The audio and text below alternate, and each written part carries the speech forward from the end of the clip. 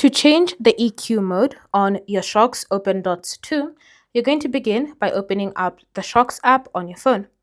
Once you've opened up the app and you've confirmed that the buds are connected to the app, you're going to go ahead and select EQ modes under sound effect.